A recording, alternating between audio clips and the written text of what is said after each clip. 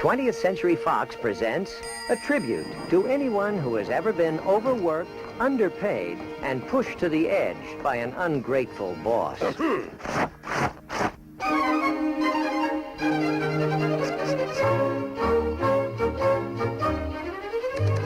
They arrive promptly at 9, because if they're not on time, they know they'll get the sack. But before they begin the daily grind, the boss takes his cup black. They remember each date, make sure he's not late, and keep everything organized. They reserve tables for brunch or a 3-martini lunch while they dine on burgers and fries. This road.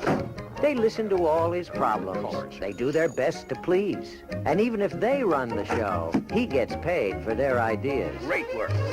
And so long as he's alive, from 9 to 5, they'll take it all they can. This road. Come in here. But what will go on when the light finally dawns that it's time to get back at that man? This road.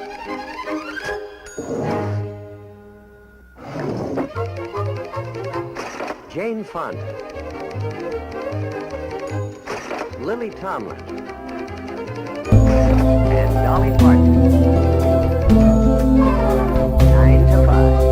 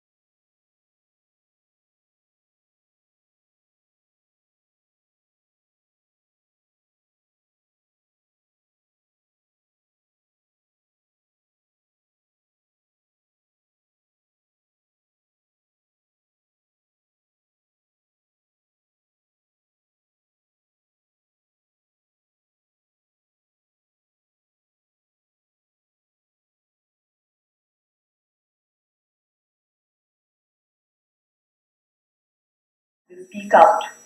Sometimes they feel defeated, but many have won battles against this madness. And today, we shall not only analyze this issue, but we will also focus on finding solutions, answers, and the way forward. So once again, I welcome you all to this very special program, 4th edition of She Speaks. And we would extend a very warm welcome to our guest of honor, Shri O.P. Singh, Director General, CISF, Central Industrial Security Force. It's indeed a pleasure to have you here with us, sir. And I request Dr. A.K. Agrawal, author and industrialist, to please give a bouquet of flowers to Shri O.P. Singh. So I invite Shri Singh to please come forward, and we would like to honor you and welcome you by presenting you a bouquet of flowers. It's indeed a pleasure to have you here with us, sir, and encouraging and supporting us for this cause. Thank you so much for being here with us. This is a challenge, but each one of you who's here today, I extend a very extremely warm welcome. It is not only wars, natural calamities, or civil disturbances that bring out atrocities against women. Atrocities happen every day, no, every minute, in some part of the world or other.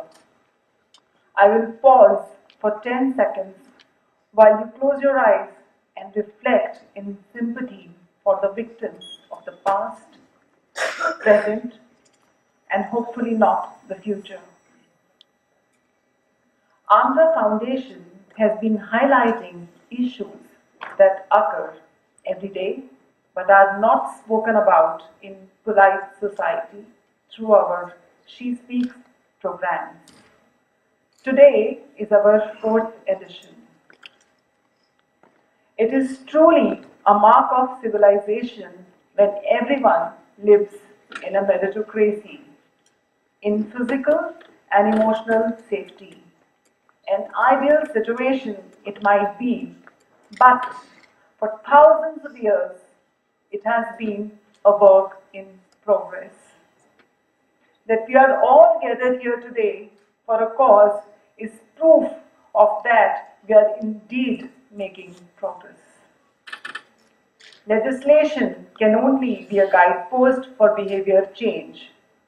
Harassment in the workplace stems from a set of attitudes formed in people's homes, academic institutions, the society they live in, the films they watch, the books they read.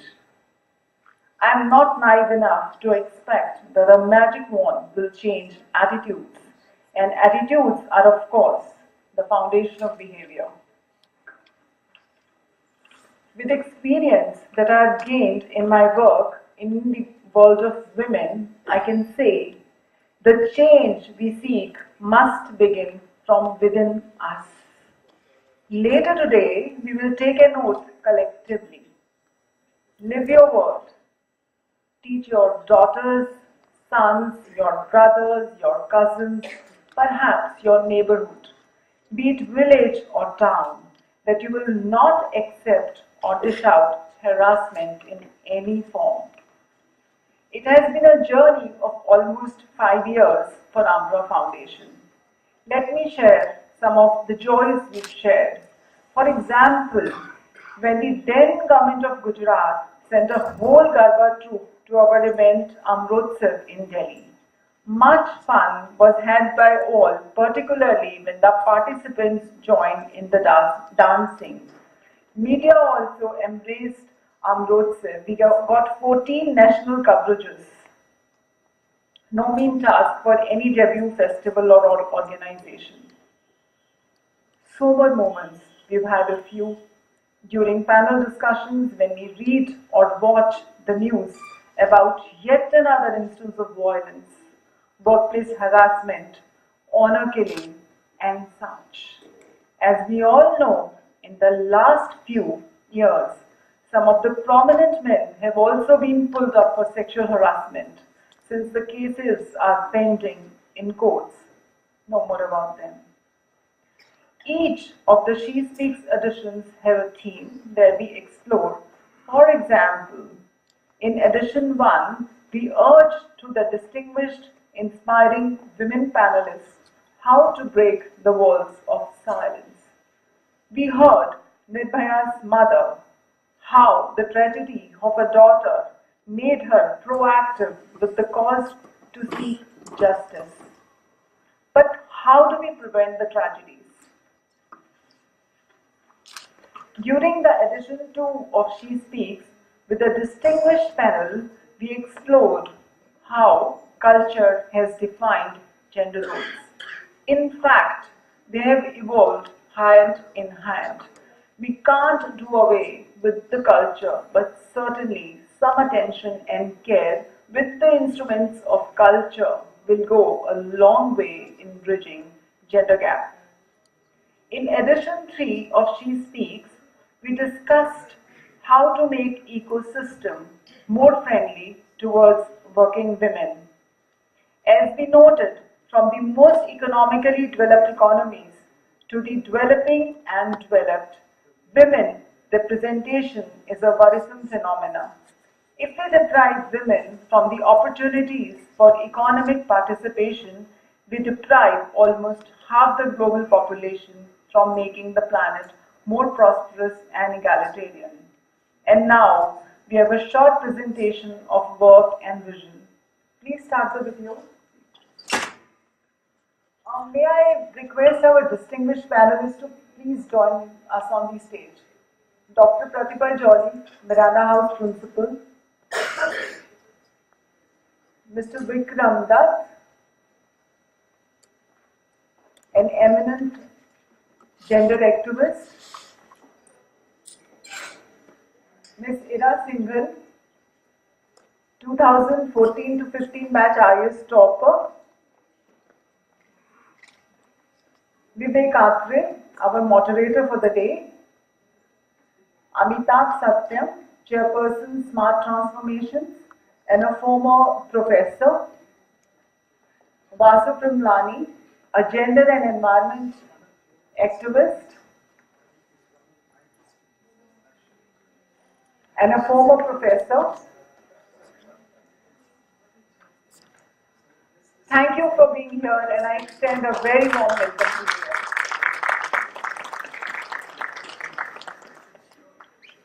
From the opportunities for economic participation, we deprive almost half the global population from making the planet more prosperous and egalitarian. To welcome each one of you. All of you are stakeholders in today's event and for joining us in saying no to harassment. Welcome everybody. Issue of harassment at workplace, and we have very eminent panelists for the discussion, and we are indeed privileged to have with us Vasu Primlani. She is a celebrated speaker, environmentalist. We are indeed honored to have with us Ira Singhal. She needs perhaps no introduction as she is the 2015 batch IS officer and UPSC topper. Pratibha Jolly, academician, principal Miranda House. Amitabh Satyam, activist, author, former professor, Ohio State University. Vikram Dutt, editor, author, gender activist, academician, and to moderate the discussion, we have Vivek Atre, an IS officer, eminent author, motivational speaker, columnist. So, Vivek Atre, over to you. Thank you, Purnima. Welcome to this discussion. Welcome, panelists. And what we'll do here is to go around the panel one by one, and I'll request the panelists to speak for about 4 to 5 minutes initially, and I'll remind you to go above 5 minutes. And then what we'll do is the second round, I'll have some pointed questions perhaps, which you can answer in another 3 minutes or so. So then we'll stick to the timing. And we also have a Q&A at the end, I believe, so then the audience will be asking some questions. So if you permit, I'm going to start with Dr. Pratibha Jolly, who's, so these numbers are going to be random, anyone's turn can come, and that's where we'll have a pleasant discussion. No, okay, your term will come last, so that you can be comfortable. The first and the last. So the first word as well as the last. Dr. Jolly is the principal of Miranda House, as you've heard, and her emphasis has been more on empowerment, on education in its innovative form. And she is perhaps eminently qualified to talk not only on this subject, but also perhaps on, ma'am, what we were discussing earlier, how to empower women enough to really not even have the need for a panel discussion on the subject anymore in the years to come. Because the subject is such that we are discussing it because the problem still exists. So your thoughts on this, please. Thank you so much. It's such a pleasure to be here. In fact, when I saw the title Harassment, I was wondering, whether, what am I doing here? Because, yes, of course, this is a huge problem and we're battling with it every day. But if you were to look at the way the country is changing and the way women are changing in particular, the aspirations are changing. The only thing you can talk about is their stories of moving from being very docile or being, protected and so on, and then just, flying with the dreams. So perhaps there is this change that is happening, and not many of us realize that the country is changing as we blink. Women are moving for education, for work, and they have the dreams, and they have the power also to live those dreams.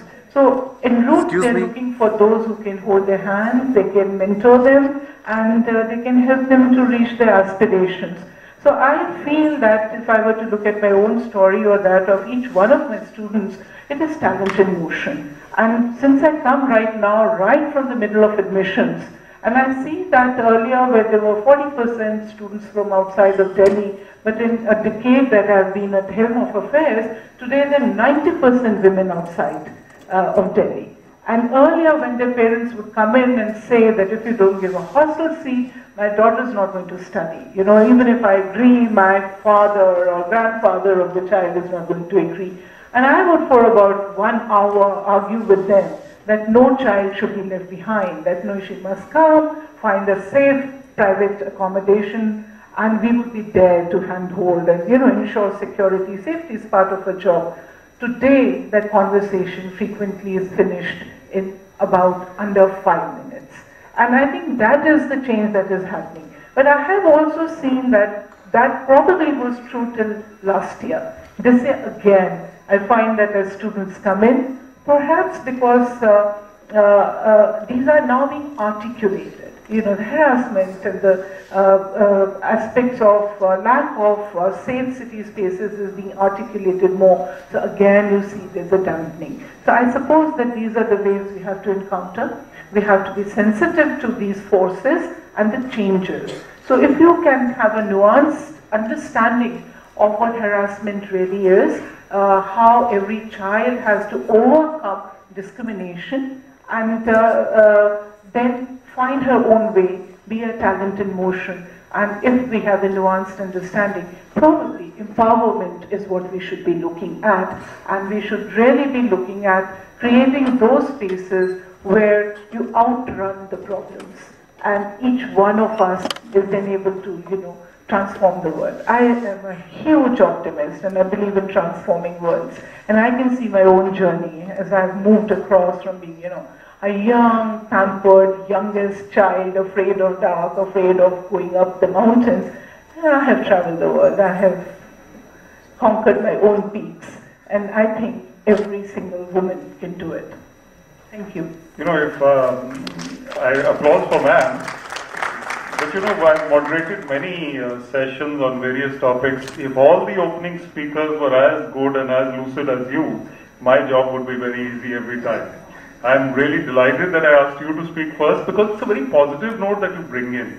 And when you speak of outrunning the problems, it brings in memories, also thoughts of how perhaps someone can touch on it, how sports is something which can empower. I know you were speaking figuratively about outrunning the problems, but sports is something which is empowering the ladies, the women, to really come into their own where they could not have. It's a shortcut towards empowerment in many ways. So maybe someone will touch upon it. Also, I'd like to add that when you mentioned admissions, I was a student at NIT Kurukshetra, and in our batch in engineering, there were about 200 boys and 4 girls when I was studying there. I won't mention which year it was. But then after 2 years, the number of women went up from 4 to 24. And today, 40% of the students there are women, 60% are men. I don't know why it's not the other way around, but it is. So whatever, times are indeed changing, and because times are changing, society is also learning to behave perhaps a little better. So I'm going to move on to Professor Vikram Dutt, who very wittily was saying when I mentioned that Vinita will have the last word. He said, you obviously would have a lady to say the last word. So I said the first one and the last word. But here, we are not here actually as representatives of the ladies or the gentlemen, obviously, Professor. So we are here as panelists, and your causes, the causes which Professor Vikram Dutt champions, are quite astoundingly different from each other. The main cause he's been championing is the cause of disability, and then women's empowerment, and also child rights. And he's also been recently involved in the setting up of an integrated, inclusive institution. But perhaps in the first round, Professor, I would request you to speak on the causes that you champion, and in the next round, perhaps we'll speak on the institution as well. Thank you. First of all, really compliments to one of the most articulate and brilliant young administrative officers that we have in this country. It takes tremendous courage to be an honest administrative officer with high levels of integrity. So salute to you. Having been a government official at one point of time in the 80s as a lateral entry into the government, the first thing they try to tempt you with, they being those who want to get out of turn work or promotions, is money. And when that fails, by attaching your name to a woman, and I used to be unmarried for donkey's years, still am. So there are two aspects to harassment. One, you harass people by attaching their name to women, and the sad part is, I'm also bringing in the sad parts to complement and give the other side of the pen. That is the sad part. So one of the things that I would look forward to Amra championing and spearheading is the cause of honesty in women. Because what happens is that unfortunately it's the dishonest woman who brings down the stature and integrity of the honest lady. That is the sad part. Of course it happens to men. It's happened to me too. It's happened to many of his colleagues in the service. I serve on several sexual harassment cases. It always happens. This is a sad part. The second thing is, I want to compliment, and here I'm spelling complimented with an E rather than an I, Pratibhaji's talk about the journeys of the girls through her college. I have a very favorite mentee. I have mentored about 4,000 girls so far through a program that we run called the Udayan Shalini Fellowship Program. Shalini means a fulfilled woman. So we've done about 4,000 girls so far. And one of the most brilliant of them is an old student of hers called Darshana Joshi. I have a permission to talk about it, so I will. I was sharing with Pratibhaji. One of my managers came to me and said, there's this brilliant girl who wants to commit suicide, so can I bring her to you? She's from a very poor family. And so, except her mother, everybody in the family, including grandmother, said, Pagli hai, sare paise kitabon mein kharch kar deti hai. Today, she is the first Indian, first Asian to be president of the Cambridge University Graduate Students Union. She won it on the 19th of May. As you would be aware, I think she was in touch with you. 19th of May. 23rd of May, she won her PhD award from Cavendish Laboratory at Cambridge. That is women's empowerment. But now the other side of the story. She was studying in Bangalore, as you are aware, madam. I will not take the name of the very renowned scientist she was working under. He was so renowned that when the case was made against him of sexual harassment, nobody believed it. Because you sit on a high chair and you can get away with nonsense. So, kudos to wonderful professors like Professor Jolly. Kudos to Vinita ji. We have to work for women to have a greater say in the workplace.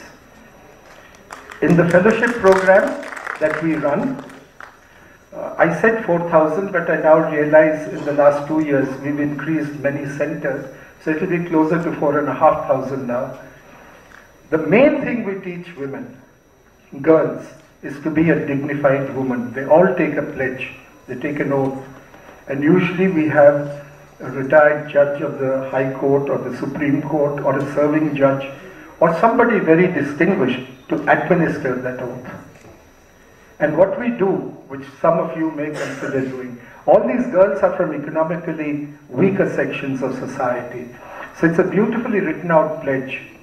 And they receive their badge and their first check from that distinguished guest, whoever it is. Amongst them we've had 5-6 judges, we've had distinguished politicians like Salman Khurshid, who's a couple of years junior to me. So we do a lot of work together, and many such distinguished people, the Attorney General of India. So the picture and the pledge is hung in the drawing room of these people. I'm just saying drawing room, do kamre mein to rehte hain. So whoever comes, they all say, ye kaise, ye kya hai? So the position of that girl era improves. Those from that family will say, अरे ये लड़की क्या है? ये sadly सी बाप रे बाप, ये चीफ जस्टिस के साथ खड़े, ये सलमान खुर्शीद जैसा एरोडेट मिनिस्टर के साथ है. So at one stroke, and these girls will never put up, sorry for the word, bullshit. So Darshana did not put up with bullshit. So though she was at the most prestigious science institution, she moved to an even better science institution. She didn't give up. She moved to a better science institution. And the beauty is that just this morning before I came here, she sent me a text message saying that you'll be there with my mentor Pratibha ji, and I hope you'll talk about these things so that all the girls, I'm more talking to the younger girls, there are very few of them, but all the mothers should empower their children to speak up for themselves. Thank you very much. Very well said, sir. And 2 points that I'll take out from what you said. Firstly, I know about the Odeon Shalini program, and I live in Panchkula where the program has been launched. I have been able to help them a little bit with something. So very modestly I must say that it's a good program that you're doing for empowering women. And the second thing is that you mentioned the word bullshit, which I don't normally use in my vocabulary. But it is very apt to what you said. And I'm going to request now Vasu Premalani to speak a little bit about the kind of bullshit that she has faced in her life and also her views on the subject, because Vasu, apart from the introduction which was given, is an all-rounder. And being an all-rounder means that she is not only a panelist at such sessions, but is also a therapist and works with people who are in pain of various kinds, of mental pain especially. She'll talk about that, I hope. And also was a co-speaker with me at a TEDx talk where we spoke about 3 years ago, and her talk there was so memorable that I still have memories of how in such a forthright manner she was able to emphasize the point in favor of women and what they stand for. Please, Vasu. Thank you. Thank you, Vivek. I was actually wondering what I was doing here, and then I heard you guys. Now I know what I'm doing here. So there are a few things I do. I am a stand-up comedian. I am a triathlete. I am a somatic therapist. I'm a professor. I'm going to be teaching at IIT in August.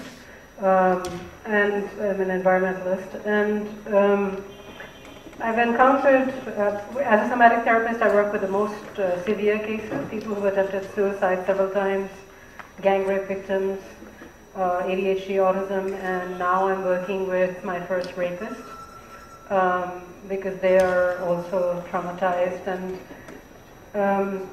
you know, the sad thing is we all want the same thing. And when boys are raised in a way in a manner different from girls, we do them a disservice because they will grow up to be inept in how to behave with girls, and they will not be able to get the love that they seek. And I've been working with boys as well as with girls to bridge that gap. And it's essentially about respect, it's about self-esteem. In the United States we say that if you don't learn to love yourself, you cannot love another. For the simple reason that if you don't have something to give, you cannot give somebody what you don't have. So today if I asked you for an elephant, you can't give it to me for the simple reason that you don't have an elephant to give. So I work with, regardless of the gender, I work with establishing self-esteem with the history of violence India has. So many of us are broken inside, and we build, everything we construct, be it professional, be it in business, be it in personal, will mirror, just like, in a crystalline structure of ice. Whatever the molecular structure is, it will grow to reflect that when it becomes a bigger structure. In the same way, whatever we construct will be broken to show how broken we are inside. So I work at that level, that I take out trauma at the deepest levels, take it out so that people can experience dignity and self-respect for the first time in their life. Well said, Vasu, and we'll come back to you with some more questions later. I'm going to move to Ira Singhal now. And Ira, apart from what was said about her accomplishment in topping the IAS, now these are the inspirational things apart from the IAS. IAS is overrated, by the way. Traveling, FMS, an MBA from FMS, has worked for Cadbury and set up her own theatre group. He's a very voracious reader. Ira. Thank you so much, sir. I think this is an extremely interesting topic because as of now, all the debates that we hear is post the harassment. But one topic which never gets touched is prior to that, the situation. Why are our girls being harassed? Or not just our girls, all the girls across the world. And like Vasu ma'am just said, it has to do with our self-esteem. And that's the saddest part, that when we're growing up, we forget to give our children self-esteem. We forget to tell our girls, you need to stand up for yourself. Still our girl is always told, tumko ye karna hai. We never tell the girl, it's always about what you should be doing and shouldn't be doing. Boys are never told that. That simple thing of should always comes into girls' life. And I'm in the government, which is the most structured and should place that you can have. And the unfortunate reality is, even in the government system, we have shoulds for female officers and not for male officers. A lot of times, sorry sir. But I'm not sorry, it's okay. Yeah, that is the truth. And this should problem of our society does not go away. And and from childhood we keep telling our girls of things they cannot do. Instead of telling them that you can do things, we keep telling them don't do this, don't do this, don't do this. Which in a way tells them, you're psychologically weakening them. You're telling them they're weak. Because when you tell someone you cannot do this, it's probably that you're telling them your ability does not match up, and hence that boils down to or percolates to all the other aspects of our lives, and we become easy victims, because we're constantly doubting ourselves. As girls, we're constantly, and the sad part is we do that to each other as well. All of us, as women, when we're looking for a leader in a, place, we naturally look to the men. And when you're trying to find, now there is a batch of 200 people and there are, say, 70 girls and 130 boys. That question of who will be the batch leader never comes to the female. It is somehow psychologically ingrained that we look at the men to do the leading part. Which obviously comes from our upbringing, wherein as women we're always told, "Piche khade ho," and this. So, yes, harassment needs to be addressed, but also we need to address the problem of why we become the victim and the mentality which allows you to be the victim. There is really this thing that there are certain types of women who will be the victim, and we create them. We always create them. So I'm glad that in the last few years these conversations are happening, these topics are coming up, and women at least are talking about their experiences. You know, the whole it's your fault being the victim, that's somewhere going away. So thank you for inviting, and I'm so glad these topics are being discussed. Well, first of all, I want to thank Veronica for inviting me here. I've been shouting all alone in my room, so now I have a chance to talk to many of you. Okay. Hello? So I'll come to that. The first time I became aware of the difference between how men and women perceive things differently, in the middle teenage, when there was a movie of Amitabh Bachchan and Hema Malini in the late 80s, and when the Hema Malini is accusing Amitabh Bachchan for not being man enough and saying to him, "Churiya pehen lo, ghagra silwa lo." I said, for a woman, you are insulting yourself by accusing him of not being good enough to become a woman. And that didn't make sense to me. That why would a woman herself do that? But that was the first time that I realized that, anyway, the song was not written by him, it must be written by Samanand Bashi or something. So it wasn't really coming from a woman, but it was, nobody else questioned it. It was given that a man has to be a certain way and woman. And then I grew up in a family where my father cooked and my mother didn't, so it kind of took me a while to figure out that there is something called discrimination, there is something called, and a lot of that happened when I actually went to the US to study. So first time I discovered that there is some sort of discrimination, because, this is so evident there, not as evident here to me, but very evident there. And I remember in the early 90s, the law came there, and I was working, and so at that time, and excuse me, I was joking, but I told my assistant, "Hey, can I sexually harass you?" He said, "What, Amitabh?" I said, "Hey, Rene, you look really good today." So we laughed, and then things moved on. Now I know I cannot do that. I don't do that ever. And nowadays, when I talk to my assistant, I leave the door open. So such things. But coming down to, really, we have to look at, this is a serious problem I have observed, not as frequent that it sometimes looks like it, but it's there. It is an underlining, it is under the carpet. What she said is what I also have experienced, is that there are certain situations that, that it becomes evident, otherwise it's not visible at all. And so it is a social problem. I always feel bad that all the pictures here are of women, and I think men have an equal stake in ensuring that there is no sexual harassment. And it is not a woman's thing, it is a society's problem. And if a boy is raised a certain way, to be more confident and dominating, and the girl is supposed to be not dominating or submissive, it is society's problem and not a man's problem. And we don't know whether a man raised that boy or his mother raised him that way. So we have to look at it from that perspective as well. The assumption is that in our society, the women are objects, asexual objects, dumb and like a child. That is the assumption when we frame our laws, that women are asexual, dumb and childlike, whereas men are aggressors, and that's all they think about is sex. So with that kind of assumption, what we have done is we have defined a problem which I believe is a wrong way of defining the problem, so we don't even ask the right question. It is like Maro Saleko attitude towards men, rather than let's figure out where the problem lies and let us see how we can address them. So unless we ask the right question, we don't even know what the answer we're looking for.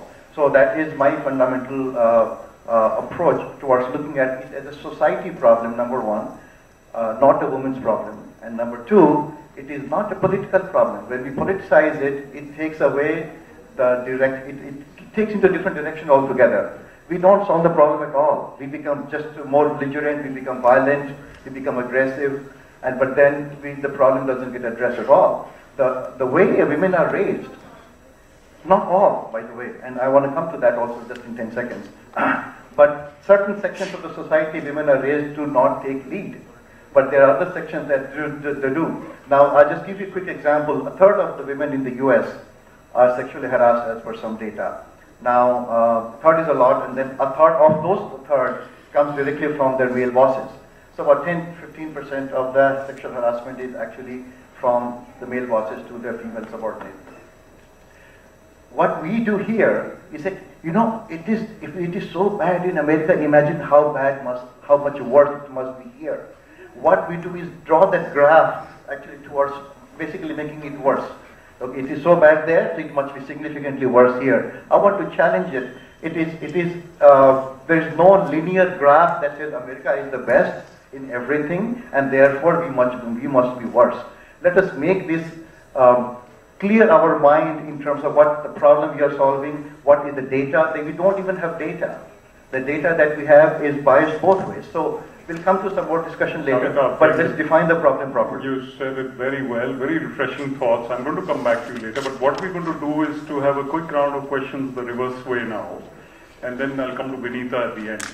So that's okay. I think I was reminded about the time, but I don't think we're taking too much time as yet. We're okay. Well done, panelists, spoke very well. Now coming to you, Ira, again, you mentioned the mentality that allows us to be, us as in the ladies, to be harassed. What is this mentality and how can we deal with this problem? So if you go to a jungle, the tiger attacks the deer, right? Because the deer looks vulnerable. The minute you start looking vulnerable is when, somewhere it's all about power. So if somebody feels they can have power over you, they will exert it. It's as simple as that. So the minute you become vulnerable, the minute you show yourself as weak or as someone who will, like Sir said, take bullshit or allow someone to behave in a certain fashion with you, you become the victim and you become the natural target for things. Why else would someone attack a 3-year-old child or a 5-year-old child or a 10-year-old child? It's because she is the most vulnerable there. And the perpetrator, he feels he can get away with it. So the minute you look weak, the minute you're vulnerable, the minute you look vulnerable, and someone feels they can get away with misbehaving with you, you'll become the victim. It's just that. And we tell our girls naturally be vulnerable. So, like most hostels, and by most I really mean most, have a timing for girls' hostels and we lock our girls in. So basically we are telling girls, A, you are criminals, which is why we lock you inside. Who else do we lock inside? We lock our criminals inside. So so there's something wrong with being a girl, first of all, because you have to be locked inside, right? You're the one who's kept away from others. So A, there is something wrong with you. B, we're not letting you out because you cannot take care of yourselves. So we are telling you straight away, as education systems as well, that you cannot take care of yourself. There are very few hostels which have men timings, or if they are probably post 11. My female hostels start from, I have had people tell me their colleges used to tell them 6 o'clock you get inside. 6 o'clock, when it's pure daytime, in winter it gets dark, but really 6 o'clock? What you're basically saying is you are weak and we are telling you you're weak. No, absolutely. You've made your point very well, and I agree with you, and I'm sure we all agree. But we'll move quickly because we want more information, more ideas coming in. Vasu, I'm coming to you and asking you about, and this is about harassment, but I'm going to ask you directly about rape. And you've been handling victims of rape in terms of giving them therapy, trying to work with them. Would you like to tell us a little bit about that process and problem? A few of your experiences, quite briefly, but... Sure. So I'm a somatic therapist. Soma means body, psychosomatic, psycho means mind, soma means body. And when you're traumatized, emotional, if there's any violation, physical or emotional, your rib cage tries to protect you. So your bone absorbs, your bones absorb trauma, you subconsciously carry it for the rest of your life. And I take that trauma out. So people can see better, people can hear better, people can see colors, and they can see themselves in the mirror again. So I handle like gang rape victims. Like there was this one woman who was brought to me by her lawyer. She was gang raped by 4 men. 1 year after the trauma, she still couldn't drink water without throwing up. And she wouldn't allow anyone to touch her. and I worked with her. I just need 1 or 2 sessions. It's very powerful, very transformative. This therapy, I learned it in San Francisco. And then they can get their life back, and I get them to pre-trauma levels like it never happened. So that's my job, but I'm also equally interested in working with rapists and murderers, because there's no criminal on earth who's happy. This first rapist that I'm working with, he's tried to commit suicide himself. He's been raped himself. And if we don't take care of, if we don't defuse these bombs, we're going to pay for it. And if we start treating, like in the Northeast, they caught a 500-strong mob, got hold of the rapist, dragged him across town till he was killed. That might be justice for you, it wasn't justice for that guy. And in Christianity, I'm not Christian, but in Christianity they say you hate the sin, not the sinner. Let the first person who hasn't sinned cast a stone. Let's not forget where we come from. And we are here and they're there because of where we were born. Because my mother very lovingly explained to me whenever I fucked up, said, "Beta, don't do this." But if I bet you, if all of us were born where these guys were born, I bet you we would do the exact same thing that these guys did, including Nirbaya's rapists. Vasu, that was very strong and very well said. And of course, we were discussing a saying which is very popular as well. A saint is a sinner who never gave up. The saint said that. So we've all sinned in some way before coming where we are and before pontificating before the world. And maybe in our past lives, maybe in this, if you believe in past life. But if you don't give up, if you keep improving, then you reach a stage where you're not a sinner anymore. Ma'am, Professor Jolly, I'm coming to you. And I'm asking you, what can be done about harassment in the educational institutions? Because obviously at the workplace is one thing, but also in the institutions of education, amongst the teachers as well as for the students. What can we do to lessen the problem? Of course, legally you do have internal complaint committee and so on. So today the discourse on sexual harassment is very intense. And by law, every workplace and educational institutions actually have to have it. But you need to look at all this in a much larger context, and as the panelists have put it like that, is bullying. Bullying takes place, it could take place even amongst the same peer group. It could be, women bullying each other. We talk about diversity, respecting diversity and, having inclusive classrooms. But it is tough. It is very, very difficult to actually walk that talk. And as an educationist, it is our job to ensure that you have a level playing field, and you empower students so that by the time they are ready to go out, they are confident young women, and they found a voice. And he spoke of Darshana. So having a voice really means that you are able to articulate what the problem is, but also in a very balanced way, argue about it. And one thing that I really am now looking at very seriously is rhetoric. And there's so much of rhetoric that is all over the place. So you really have to rethink the obvious. You have rhetoric also when you speak of harassment and so on and so forth. But when you have to empower women, first we are trying to create safe places, but it is not so simple, because it's not just the numbers, because every human being is different, as you have said, and they have different ways of behaving, and everyone's expectations are different. One person you just say, "What's your name?" and another person can say, "You like me?" And this is something that is now happening all the time.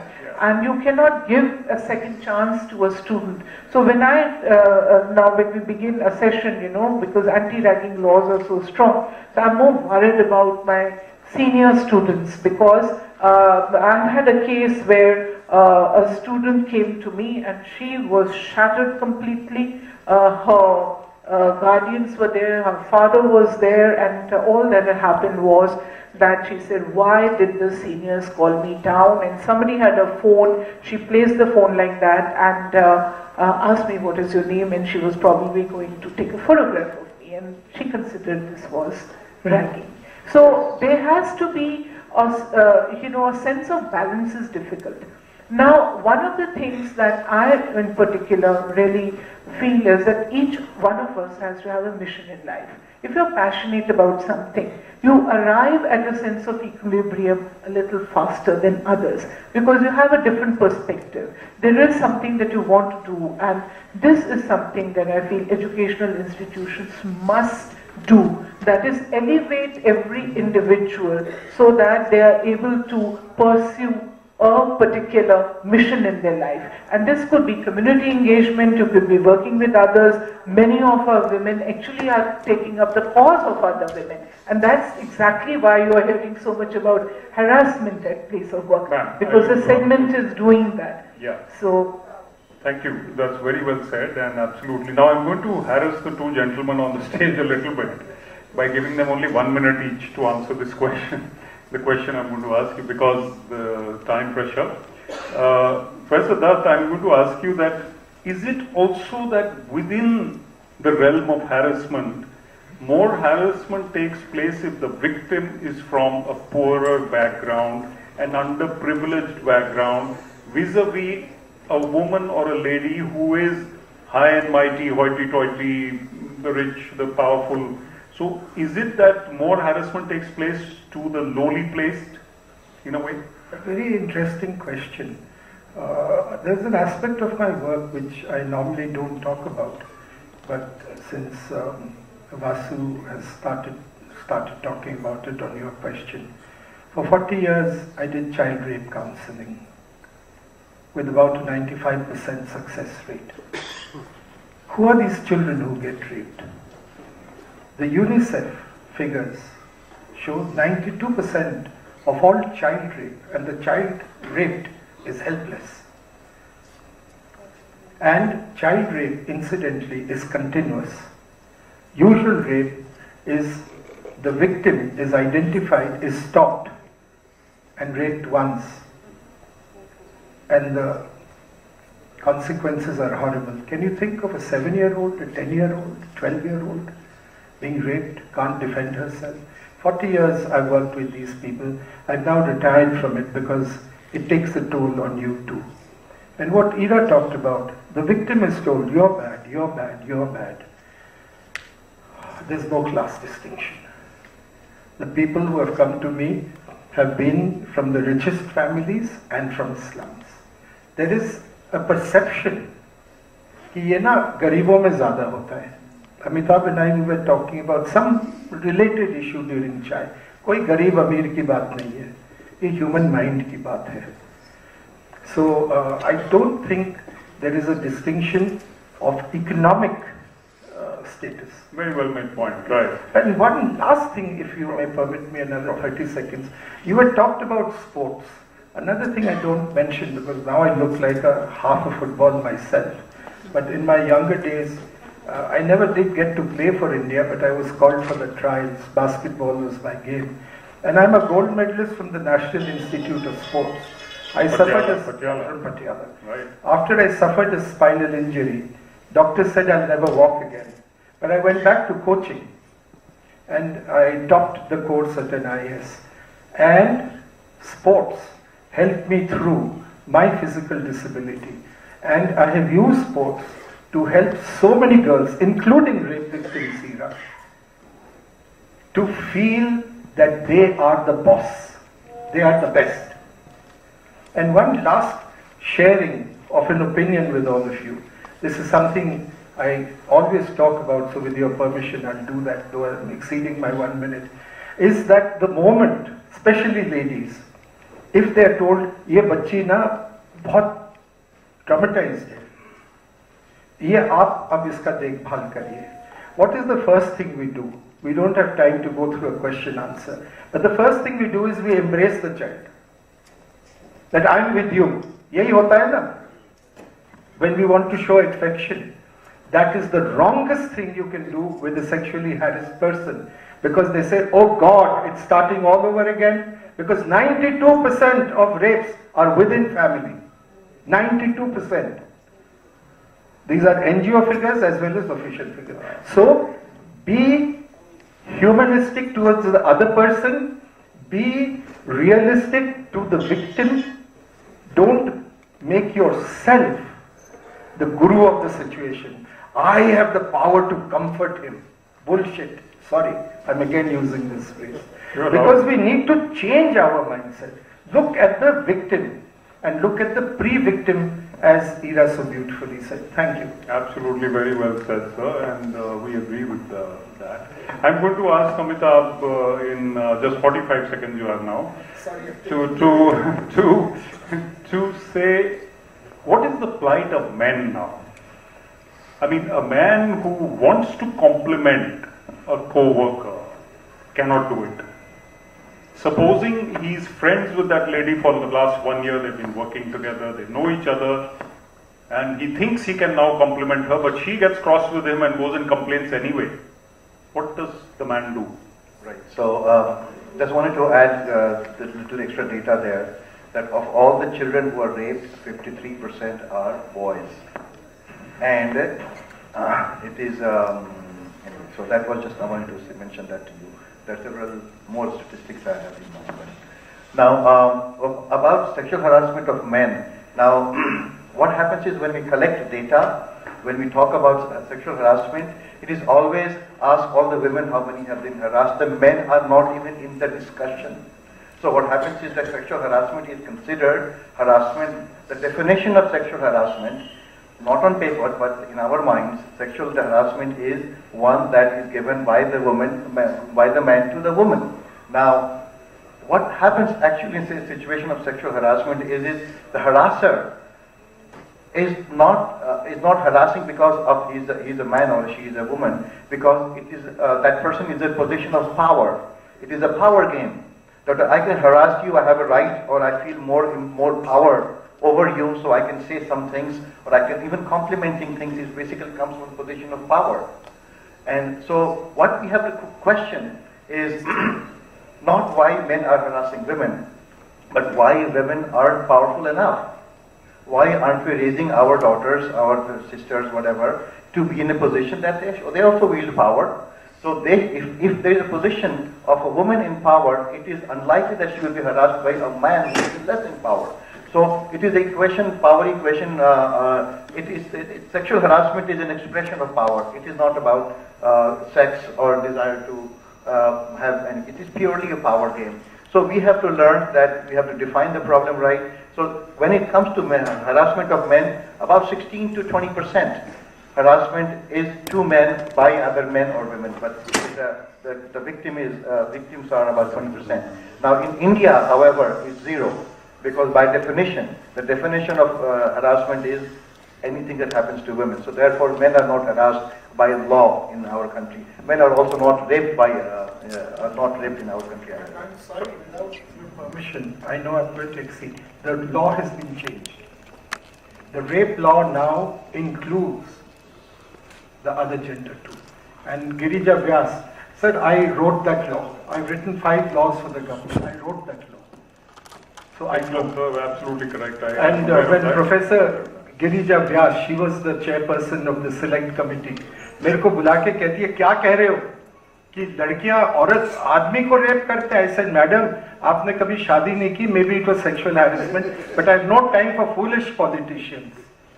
I said, have you heard of sodomy? जो इन्होंने कहा बिल्कुल सही है. एक संस्था जिनके साथ मैं काम करता था, 100% every child recovered from the street was male, was sexually abused, sodomized, multiple partners, because they have no protector. 100% of girls were also sexually abused, but the pretty girl had a protector. It's just saying कि वो बिल्कुल कीचड़ में था, इसकी पैर सिर्फ कीचड़ में थे, but कीचड़ doesn't go away. So yes, rape is both genders. The panelists are so brilliant, all of them, that I really feel like listening to them more and more and more, all of them, each of them. But it's really not possible because of the time pressure. And while we get the film ready, is the film ready? Is the animation film ready? It's been on. Introductions have been 2 hours on. I think the No, they want to play the animation film now. Yes. So is that ready? That's what I wanted. Okay. So Vinita, just in a couple of minutes, your own bit, you've already spoken. Would you like to add anything? All right. Let's go. We would like to hear from you. Maybe at the end then? Maybe after that? Okay, let's have the film then. And audience, we're going to have a round of questions from you after this, a brief round. So after the film. So please be ready. Please be brief and to the point in your questions. All right. They're scared to speak out, you know. But wherever they are, they're afraid to speak out. How do you encourage them to speak out and they're not believed? You know, then how do you break that barrier that they are believed? Of course, there are instances, you know, of people falsely making accusations against a male boss. But very often, if a case is filed and they are believed, there is zero conviction. All the committees, and even in our government, my experience is in the government, and I know that there are no convictions. The boss is so powerful; he has the case, completely pushed out of sight. It carries on. Yeah, I'm Manju Seth. I'm a former ambassador, but I'm working with associated with Vinita. But it has been, I have seen this happening also, and powerful men. And they just go scot-free. So what do the panelists, have any suggestions for that and to break the barrier? We have a powerful man answering. Yes. Looking at it, there are two kind of laws. One is the government law, one is the corporate law. And within the corporate law, what has happened is that it's like an independent judiciary within these large corporations, which directly report to the CEO, and they actually love to catch the powerful guys. That's my experience. I have been on several committees where these cases have come up, and I have been part of the process. Very painful experience, I can share with you separately. But the point is, these sexual harassment committees within the organizations are so powerful that nobody goes even around them, near them. They're that powerful. So I don't think the era of 1970s where, you watch the television serial Mad Men, where, things you were so much simpler, that secretary or someone was almost like an extension of your, personal life. That doesn't happen anymore. I have not seen it, certainly not in India, where, and secondly, coming back, the second point was about women speaking or not speaking. I think men are equally afraid to talk about, not about sexual harassment, but complaining about anything in general. I have also seen that, especially in the large cities, women are a lot more vocal than men when it comes to complaining about something. So my experience in dealing with sexual harassment cases is that 50 to 70% are usually false. I'm not saying that there are 100 others that are not correct, just that they don't even complain. So let's say there are 100 situations where there is sexual harassment going on, 70 would not even talk about it. So that we have to find out why 70. And there would be also several men who are not talking about it. So that's 70%, let's say. Of the 30%, most of the cases were actually brought about to light are actually, usually they are false cases. The good ones, their real situation are not reported much. But on what basis do you arrive at this conclusion? When I said my TV has been stolen, and the cop comes and says, "Madam, हमें कैसे पता आपके पास TV था?" So the moment it's about rape, how do you prove it? It's sexual harassment, how do you prove it? You're making me uncomfortable. Even when I was traveling in a train one day, one guy was looking at me like this.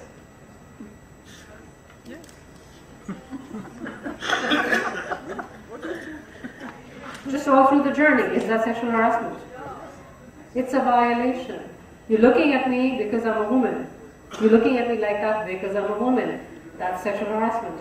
So, whether it's proved or not, if a woman is saying so, I mean, it's not like we're sitting around, we have no work to do, तो चलो यही कर देते हैं, sexual harassment accuse कर देते हैं, बहुत दिनों से नहीं किया है.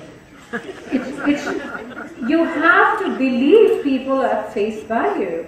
And yes, discuss it further, and if the men need further training, even that look is harassment. So whether it's proved, did you prove? This happened to be at NSCI, National Sports Club of India. Okay, a guy is octogenarian. He would swim down, he would go into the deep, take off his trunks, and swim back to the shallow without his trunks, okay? I went to the administration, I said, this guy's doing this. If I see this man again, I'm going to call the cops. Next Monday, he was there doing the trunk thing again. I called the cops, and the cops said, Madam, inne to abhi pehna hua hai trunks. Aap kya keh rahe ho? And they let him go. Right? How do I prove कि आपके सामने उसने Trunks नहीं उतारी, मेरे सामने उतारी थी, पानी के अंदर आप हो कि मैं हूं, मेरे को दिख रहा है कि आपको दिख रहा है? It's ridiculous, right?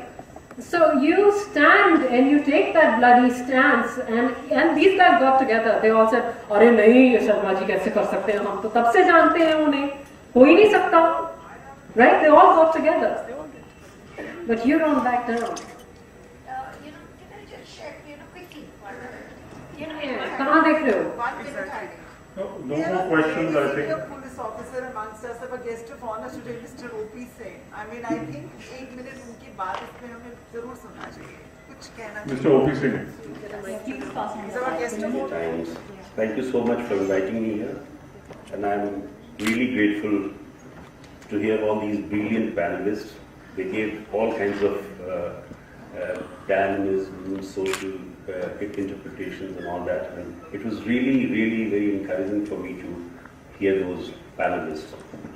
Now coming back to the subject, we all know that sexual harassment in general and sexual harassment at workplace it's a hard reality which is faced by the women all over the world, more so in our country.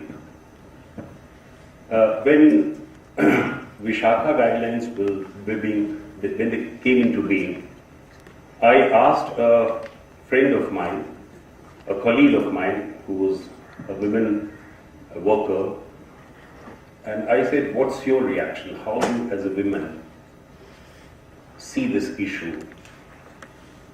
And she said that I have 3 C's to apply whether this gets into the test or not. The first is, when I'm comfortable with, am I really comfortable with what's being subjected to me? Second is, when can I find it as a compliment? And third, when it becomes creepy. These 3 tests are very, very important. Whether you're comfortable with the postures, whether it's being treated as a compliment, and when certainly it becomes a creepy. And for last few years, I have really applied this in my own domain and ask specifically to all these women who come to me with some kind of complaints that have you seen these, give me the answers for these 3 things. If you're not feeling comfortable, if you don't treat it as a compliment, and third, when it really becomes creepy. And it hasn't failed me so. Provide a quick refresher about the trailblazing women who shape our world. Everybody quickly, what percentage of Fortune 500 CEOs are women? Please raise your hands. 5.5, 6.4, 10.3, 13.2. Question is open, off stage, on stage. Only raise hands. How will you win the prize? Hello. Ma'am, so that question is gone because hands were not raised. Hands have to be raised.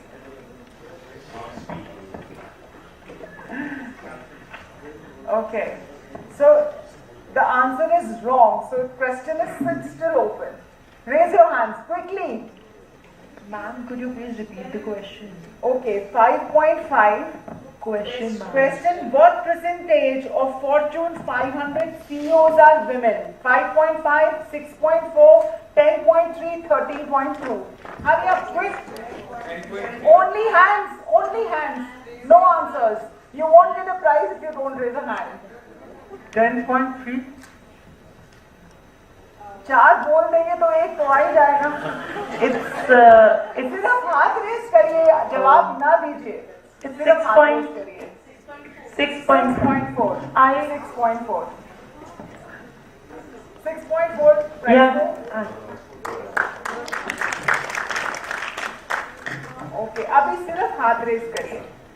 Name me former research scientist with a doctorate in physical chemistry, fluent in English and Russian, longest serving incumbent head of government in the European Union, Germany's first female chancellor. All of you know, only raise hands.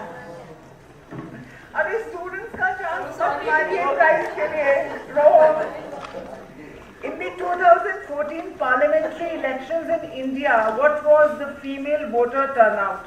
32.4, 40.51, 65.63, 55.7. Take the mic there, please, quickly. Without the mic, loudly बोल दीजिए. 40.4. The one 40.4. Anyone else? 65. Who said 65? दे दीजिए price 65 को. 65 or 55? 65 or 55? 65. Okay. 20 Applause. 20 Okay. What is women's suffrage? 4 options. Struggle for the rights of women to vote and run the office, a movement for clean drinking water and sanitation, a period of immense oppression during the Middle Ages, none of the above. Option A. Okay, yes, prize de dijiye. Name me. Blogger for BBC Urdu, activist for right to female education, human rights activist, youngest ever Nobel laureate. No options. Give the answer. Yes, everybody gave that answer together. Great. So you're very sensitized. Okay. No.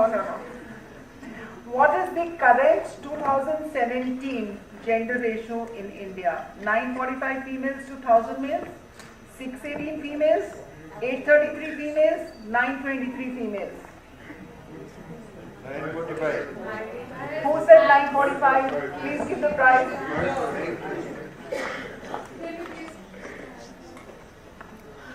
Next question. American technology executive, activist and author of Lean-In, Women, Work and the Will to Lead, COO of Facebook and founder of leaning.org. Sheryl Sandberg. Who said Sheryl Sandberg? Rick Jani उसको prize दीजिए. ताली बजाइए.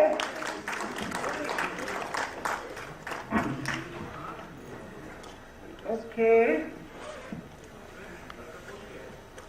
What is approximate the gender pay gap, the difference in earnings between women and men in the paid employment and labor market in India? 45.5, 33.1, 11.5, 24.3.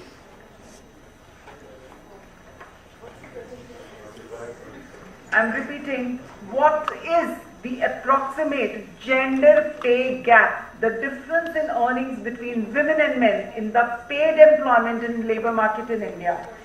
24.3.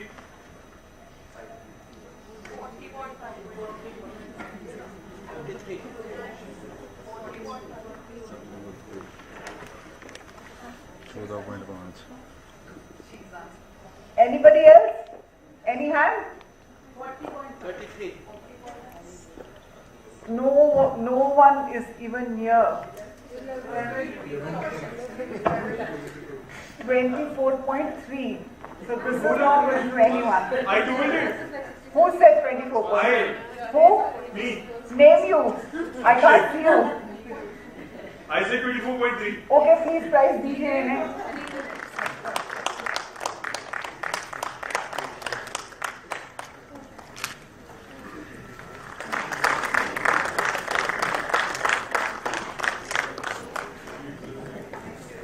So please show some enthusiasm and please give them a big round of applause.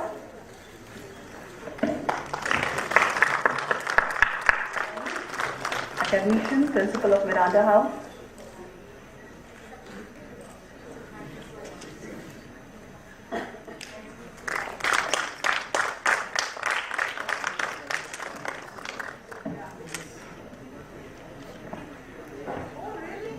Vikram Dutt, editor of Vivek, who moderated the discussion.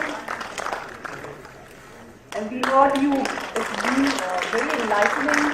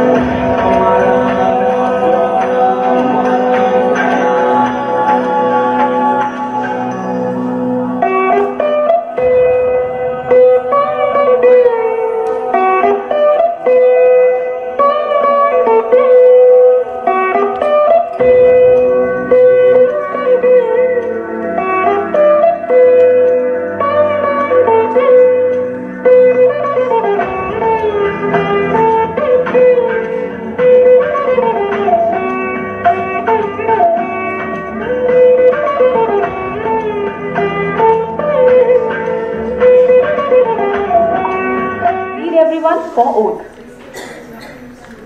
I, Rashmi Singh, solemnly promise that I will not be a party to harassment in any form. In an emergency, I will attempt to stop the harassment. Failing which, I will report any instance I witness to the authorities. Each one of you who has spared time to be part of the audience or panelists, I think the journey is on, we are on the right path. And I would like to thank my friends from KV, my team which was in the making of this seminar for last 3 months, day and night. We created this film. I want to thank our eminent panelists, the women who stood for the cause today, each and every one of you who's taken the oath today and is going to be an ambassador of this oath. I thank Priya, who's been standing behind us, helping us every time, and I thank our guest of honor, I thank my family, friends, all the eminent panelists, everybody so wonderful and so willing to take it forward. Thank you everyone, thank you so much. Thanks for being here, thanks for being part of this journey. Thank you so much.